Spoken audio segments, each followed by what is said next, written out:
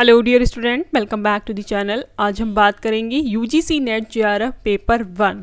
इसमें हम आपको अभी एमसीक्यूज बेस्ड क्वेश्चंस की प्रैक्टिस करवा रहे हैं सो दैट आपका जो दिसंबर में एग्ज़ाम होने वाला है आप उसके लिए प्रिपेयर हो पाएँ, आपको पैटर्न समझ में आए किस तरीके के क्वेश्चंस आ रहे हैं और किन टॉपिक्स पे सबसे ज़्यादा क्वेश्चंस पूछे जा रहे हैं। ये प्रीवियस ईयर बेस्ड क्वेश्चंस भी हैं, कुछ न्यू क्वेश्चंस भी आपके लिए लेक्चर वीडियोस में ऐड किए जा रहे हैं। अगर आपको लेक्चर्स पसंद आ रहे हैं तो आप चैनल को लाइक सब्सक्राइब शेयर करें, चैनल से कनेक्टेड रहें और अपनी प्रिपरेशन यहाँ से स्टार्ट कर सकते हैं।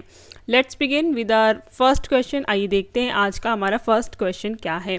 अगर आप UGC net paper 1 paper 2 political science के लिए प्रिपेयर कर रहे हैं जो हमारा कोर सब्जेक्ट है, तो भी आप चैनल को सब्सक्राइब करें, चैनल से कनेक्टेड रहें, क्योंकि यहाँ पे UGC net paper 1 paper 2 political science दोनों की प्रिपरेशन कराई जा रही है। प्लेलिस्ट बना दी गई है, आप लेक्चर वीडियोज़ वहाँ से जाकर देख सकते हैं। आज का हमारा फर्स्ट क्वेश्चन है, समताप मंडल में ओजोन क्षरण का मुख्य कारण क्या है। समताप मंडल में ओजोन क्षरण का मुख्य कारण क्या है। इंग्लिश में देखिए, ozone depletion in the stratosphere is mainly caused. Option 1 CO2, option 2 SO2, option 3 CFC, option 4 NO2। Carbon dioxide, sulphur dioxide, chlorofluorocarbon या नाइट्रस ऑक्साइड। हमें यहाँ पे बताना है कि समताप मंडल में ओजोन क्षरण का मुख्य कारण क्या है। तो इस क्वेश्चन का सही आंसर है ऑप्शन 3 CFC। CFC की फुल फॉर्म क्या है? क्लोरोफ्लोरोकार्बन कहकर हम इसे संबोधित करते हैं। देखिए, एक बार क्वेश्चन आया था कि ओजोन लेयर जो है वो किस मंडल में पाई जाती है, तो आपको पता होना चाहिए ये स्ट्रेटोस्फेयर में पाई जाती है। अभी हमसे सवाल इन्होंने पलट के कर दिया है कि समताप मंडल में ओजोन क्षरण का मुख्य कारण क्या है। क्वेश्चन थोड़ा सा घुमा के पूछते हैं, टॉपिक सेम ही रहता है, बस आपको जो भी 2-3 तरीके से क्वेश्चंस पूछ रहे हैं वो अगर आपको याद है, आपको पता है, तो आप एग्जाम में स्कोर कर पाएंगे। आइए नेक्स्ट क्वेश्चन देखते हैं। आज का हमारा नेक्स्ट क्वेश्चन क्या है। एक शोध समस्या तभी व्यवहार्य होती है जब, एक शोध समस्या तभी व्यवहार्य होती है जब a research problem is feasible only when. Options देखिए, या शोध पर्यवेक्षक द्वारा सुझाया गया हो, ऑप्शन 2 या शोधकर्ता की क्षमता के भीतर हो, ऑप्शन 3 इसकी व्यवहारिक उपयोगिता हो, ऑप्शन 4 उपरोक्त सभी। अब इन्होंने पूछा है कि एक जो रिसर्च प्रॉब्लम है ये फिजिबल कब होगी। अब एक बार इंग्लिश में क्वेश्चन ऑप्शंस देखिए। Option 1 it is suggested by research supervisor, option 2 it is with in the researchers competence, option 3 it has practical utility, option 4 all of the above. तो आपको इसका आंसर मिल गया होगा। देखिए, शोध समस्या तभी व्यवहार्य होती है जब शोध पर्यवेक्षक द्वारा सुझाया गया हो, तो ये भी सही है, या शोधकर्ता की क्षमता के भीतर आपकी कॉम्पिटेंस में आता हो कि आप जो भी प्रॉब्लम है उसको सॉल्व कर पाएंगे, और थर्ड है कि इसकी व्यवहारिक उपयोगिता हो, इसका एक प्रैक्टिकल रिलीवेंस या प्रैक्टिकल यूटिलिटी इसकी होनी चाहिए। तो इस क्वेश्चन का सही आंसर है ऑप्शन 4 उपरोक्त सभी। Option 4 is the right answer, all of the above. उपरोक्त सभी जो है इसमें सही है। आइए नेक्स्ट क्वेश्चन देखते हैं। हमारा नेक्स्ट क्वेश्चन क्या है, निम्नलिखित में से कौन सा संचार अवरोध का प्रकार नहीं है। निम्नलिखित में से कौन सा संचार अवरोध का प्रकार नहीं है। विच of the following is not a type of communication barrier. Which of the following is not a type of communication barrier. हमारे ऑप्शन है ऑप्शन 1 अर्थ संबंधी, ऑप्शन 2 मनोवैज्ञानिक, ऑप्शन 3 यांत्रिक, ऑप्शन 4 जैविक। एक बार ऑप्शंस आप इंग्लिश में देखें। Option 1 semantic, option 2 physiological, option 3 mechanical, option 4 biological. Option 2 जो है साइकोलॉजिकल लिखा हुआ है ये। तो हमसे पूछा गया है कि संचार अवरोध का एक प्रकार नहीं है, कौन सा कम्युनिकेशन बैरियर नहीं है। तो ऑप्शन 1 ये भी है, ऑप्शन 2 मनोवैज्ञानिक ये भी है, ऑप्शन 3 यांत्रिक भी है, लेकिन ऑप्शन 4 जैविक जो है ये संचार अवरोध का एक प्रकार नहीं है। Option 4 is the right answer. इस तरीके के क्वेश्चंस एग्जाम्स में आते हैं। अगर आपको लेक्चर्स पसंद आ रहे हैं तो आप चैनल को लाइक सब्सक्राइब शेयर करें, चैनल से कनेक्टेड रहें और अपनी प्रिपरेशन यहाँ से स्टार्ट करें। इस तरीके के लेक्चर वीडियोस जब तक आपका एग्ज़ाम नहीं हो जाता है तब तक अपलोड किए जाएंगे और साथ ही साथ कुछ थ्योरी बेस्ड लेक्चर्स भी अपलोड किए जा रहे हैं, आप एक बार प्लेलिस्ट पे जाकर देख सकते हैं। आज का हमारा नेक्स्ट क्वेश्चन है, बिट शब्द का संक्षिप्त रूप है। The term bit is a short form of, BIT, bit is a short form of. Option 1 binary tree, option 2 binary digit, option 3 binary information या बाइनरी सूचना, ऑप्शन 4 बाइनरी बाइट। तो हमें देखना है कि बिट शब्द का संक्षिप्त रूप क्या है। ऑप्शन 2 बाइनरी डिजिट, आप यहाँ से देखिए binary digit, option 2 is the right answer. Binary digit जो है वो सही होगा। बिट शब्द का संक्षिप्त रूप है बाइनरी डिजिट। इससे रिलेटेड क्वेश्चंस भी आते हैं कि एक MB में कितनी, एक KB में कितना MB है, इस तरीके कॉन्सेप्ट आ सकता है, या फिर उसका क्रोनोलॉजिकल ऑर्डर लगाने को आ सकता है, सीक्वेंस में आपको देना पड़ेगा कौन सा बड़ा है कौन सा छोटा है, इस तरीके से इसको भी आपको प्रिपेयर करने की ज़रूरत है। एक बार आप क्वेश्चन चेक करें, और इस पर एक लेक्चर वीडियो ऑलरेडी अपलोड किया जा चुका है, आप लेक्चर पे जाकर आप चैनल पर जाकर देख सकते हैं। आइए नेक्स्ट क्वेश्चन देखते हैं। हमारा नेक्स्ट क्वेश्चन क्या है, निम्नलिखित में से कौन सी विशेषताएं गैर पारंपरिक शिक्षा से संबंधित हैं। निम्नलिखित में से कौन सी विशेषताएं गैर पारंपरिक शिक्षा से संबंधित हैं। जो नॉन ट्रेडिशनल एजुकेशन सिस्टम था उससे संबंधित है, वो कौन सी विशेषताएं हैं। Which of the following characteristics pertains to non conventional learning.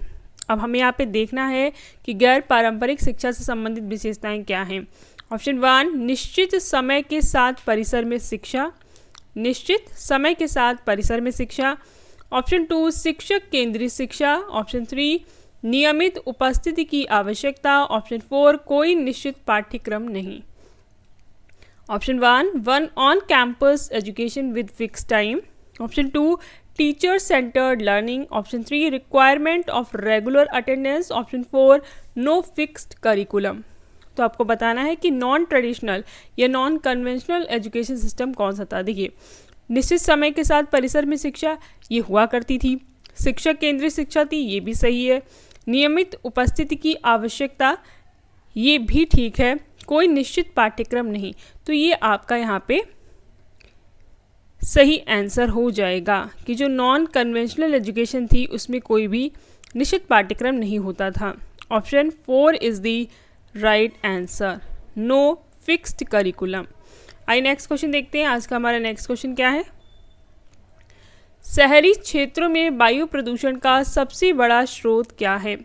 शहरी क्षेत्रों में वायु प्रदूषण का सबसे बड़ा स्रोत क्या है। ऑप्शन 1 उद्योग। ऑप्शन 2 ताप विद्युत संयंत्र। Option 3 automobile. ऑप्शन 4 घरेलू ईंधन। The largest source of air pollution in urban areas is. Option 1 industries. Option 2 thermal power plant. Option 3 automobiles या automobiles. Option 4 domestic fuel. तो देखिए शहरी क्षेत्रों में जो एयर पोल्यूशन देखने को मिल रहा है उसका सबसे बड़ा सोर्स है option 3 automobile. Option 3 is the right answer, automobiles. Option 3 is the right answer. Next question देखिए, मानव विकास सूचकांक HDI किसके द्वारा विकसित किया गया था। Human development index HDI was developed by. Option 1 Amartya Sen और Mahbub ul Haq. Option 2 Gunnar Myrdal. Option 3 Adam Smith. Option 4 अकेले UNDP। तो देखिए ह्यूमन डेवलपमेंट इंडेक्स जो है ये विकसित किया गया था अमर्त्य सेन और महबूब उल हक के द्वारा। Option 1 is the right answer. और ये 1990 में बनाया गया था। इसमें कुछ पैरामीटर्स थे, तो उसमें आप 3 पॉइंट्स याद रखें, लाइफ एक्सपेक्टेंसी, जीवन प्रत्याशा, एजुकेशन और पर कैपिटा इनकम। ये 3 पॉइंट्स इसमें मेजर रोल प्ले करते हैं। मानव विकास सूचकांक जो है वो अमर्त्य सेन और महबूब उल हक के द्वारा जारी किया गया था। Option 1 is the right answer. आइए नेक्स्ट क्वेश्चन देखते हैं। हमारा नेक्स्ट क्वेश्चन क्या है, निम्नलिखित में से कौन सी शिक्षण पद्धति सबसे प्रभावी है। निम्नलिखित में से कौन सा जो टीचिंग मेथड है वो सबसे ज़्यादा प्रभावी है। विच of the following the most effective method of teaching. Option 1 lecture method, option 2 चर्चा पद्धति या discussion method, option 3 seminar method या संगोष्ठी पद्धति, ऑप्शन 4 प्रोजेक्ट मेथड या परियोजना पद्धति। तो उन्होंने कहा कौन सी शिक्षण पद्धति सबसे ज़्यादा प्रभावी है, आपका ऑप्शन 4 सही है, option 4 is the right answer. परियोजना पद्धति जो शिक्षण पद्धति है वो सबसे ज़्यादा प्रभावी है, option 4 is the right answer. Project method शिक्षण पद्धति में सबसे ज़्यादा इफेक्टिव है प्रोजेक्ट मेथड, क्योंकि प्रोजेक्ट मेथड आपको जब अप्लाई किया जाता है या प्रोजेक्ट्स आपको दिए जाते हैं तो उसमें आपका प्रॉब्लम सॉल्विंग और क्रिटिकल थिंकिंग डेवलप होती है। आप इस तरीके से सोचते हैं कि आपको कोई प्रोजेक्ट दिया गया, आपको कोई प्रॉब्लम दी गई है, हमें इसे सॉल्व करना है, तो क्रिटिकल थिंकिंग और प्रॉब्लम सॉल्विंग एटीट्यूड आपका डेवलप होता है। इसलिए जो सबसे इफ़ेक्टिव टीचिंग मेथड बताया जाता है वो प्रोजेक्ट मेथड को ही कहा जाता है। Option 4 is the right answer. Next question देखिए, संचार में कॉनोटेशन का तात्पर्य क्या है? संचार में कॉनोटेशन का तात्पर्य क्या है? ऑप्शन 1 शब्द का शाब्दिक अर्थ, ऑप्शन 2 छिपा हुआ या निहित अर्थ, ऑप्शन 3 टेक्निकल मीनिंग, ऑप्शन 4 मानक अर्थ। In communication connotation refers to option 1 literal meaning of word, option 2 hidden or implied meaning, option 3 technical meaning, option 4 standard meaning। इस क्वेश्चन का सही आंसर क्या होगा? देखिए कोनोटेशन का जो मीनिंग आ जाता है आपको पता होना चाहिए कि कोनोटेशन का मतलब क्या है। कोनोटेशन को हम ऐसे ले सकते हैं वे वर्ड्स जो डिक्शनरी में नहीं है, ठीक है। Connotation is the cultural emotional association beyond the dictionary, ऐसा शब्द जो डिक्शनरी में नहीं है लेकिन ये आपके कल्चरल और जो आपका इमोशनल एसोसिएशन है उससे रिलेटेड होता है, तो हम इसको कह सकते हैं कोनोटेशन। वे शब्द जो आपके डिक्शनरी में होते हैं उनको क्या बोला जाता है? उनको बोला जाता है डिनोटेशन, ये आपको याद रखना है। कोनोटेशन किसको कहते हैं? वे शब्द जो डिक्शनरी में अवेलेबल नहीं है लेकिन उनका कल्चरल या एक इमोशनल यूज़ हो रहा है सोसाइटी में, हम देखते हैं ऐसे बहुत से शब्द हैं, तो उन्हें हम कोनोटेशन कहते हैं। और डिनोटेशन ऐसे शब्दों को कहा जाता है जिनका शाब्दिक अर्थ होता है और जो डिक्शनरी में दिए होते हैं। तो इस क्वेश्चन का सही आंसर होगा हिडन, छिपा हुआ या निहित अर्थ।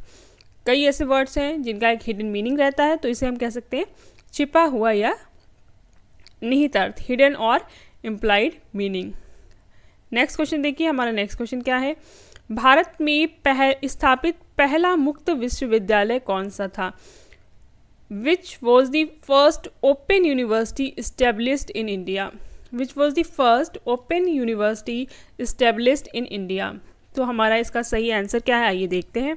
Option 1 Nalanda open university, option 2 doctor Bhimrao Ambedkar open university, option 3 Indira Gandhi राष्ट्रीय open university, option 4 Yashwantrao Chavan Maharashtra मुक्त विश्वविद्यालय। तो आपको बताना है कि कौन सी पहली फर्स्ट ओपन यूनिवर्सिटी है।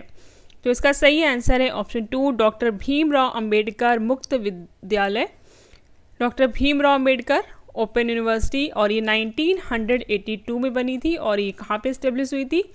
आप हैदराबाद में इस्टेब्लिश की गई थी। ये पहली ओपन यूनिवर्सिटी थी डॉक्टर भीमराव अम्बेडकर। और आपको बताना है इग्नू जो है वो किस नंबर की ओपन यूनिवर्सिटी है और ये कब इस्टेब्लिश हुई थी। नेक्स्ट क्वेश्चन देखिए, तो इस क्वेश्चन का सही आंसर है option 2 Bhimrao Ambedkar. Next question देखिए, हमारा नेक्स्ट क्वेश्चन क्या है? IP address in IPv4 is of. IPv4 में IP पता होता है, हमें बताना है कि कितनी बिट्स का होता है। Option 1 8 bits, option 2 16 bits, option 3 32 bits, option 4 64 bits. तो इस क्वेश्चन का सही आंसर है ऑप्शन 3 32 बिट्स। जो IPv4 इसमें जो IP पता होता है वो 32 बिट्स का होता है, आपको ये याद रखना है। कितने बिट्स का होता है? 32 बिट्स का होता है। एक खास बात इसके बारे में और याद रखनी है कि इसमें जो नंबर्स होते हैं वो डिजिट बेस्ड होते हैं, मतलब आपको 1 2 3 4 की फॉर्मेट में नंबर मिलते हैं। टोटल 32 बिट्स होते हैं और ये डेसिमल नंबर्स होते हैं। 0 से 255 जो वर्ड्स हैं या जो डिजिट्स हैं वो इसमें इंक्लूड की जाती हैं। तो IPv4 में IP पता होता है 32 बिट्स का। इससे रिलेटेड एक और क्वेश्चन आ सकता है, वो है IPv6। अब आपसे पूछ दिया जाए कि IPv6 में IP एड्रेस कितने अंकों का या कितने बिट्स का होता है, तो उसका आंसर हो जाएगा आपका 128 बिट। ये भी आपको याद रखना है, 128 बिट। और एक चीज़ इसमें और इम्पॉर्टेंट है, जैसे हमने बोला आपको कि IPv4 में केवल डिजिट्स यूज़ हो रही हैं, लेकिन IPv6 जिसमें 128 बिट्स यूज़ होती हैं, इसमें आपको डिजिट्स के साथ साथ अल्फ़ाबेटिकल वर्ड्स भी मिलेंगे देखने को। तो जब इससे रिलेटेड टॉपिक पढ़ाएंगे तो आपको क्लियर किया जाएगा। आई होप लेक्चर वीडियो आपको पसंद आ रहे होंगे। अगर आपको लेक्चर्स पसंद आ रहे हैं तो आप चैनल को लाइक सब्सक्राइब शेयर करें, चैनल से कनेक्टेड रहें और अपनी प्रिपरेशन यहाँ से स्टार्ट कर सकते हैं। इसी तरीके के लेक्चर वीडियोस देखने के लिए चैनल को सब्सक्राइब करें, सो दैट जैसे ही लेक्चर अपलोड किया जाए आपको नोटिफिकेशन मिल जाए। Thanks for watching till and all the very best for your upcoming exams.